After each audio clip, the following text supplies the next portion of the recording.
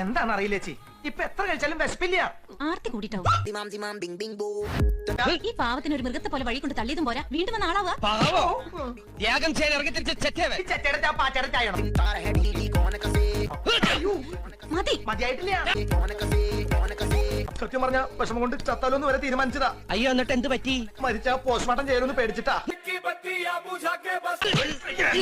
കുടുംബത്തെ കയറ്റാൻ കൊള്ളൂലവന്. എന്നാ നീ എന്നെ ഫ്ലൈറ്റ് കയറ്റാ.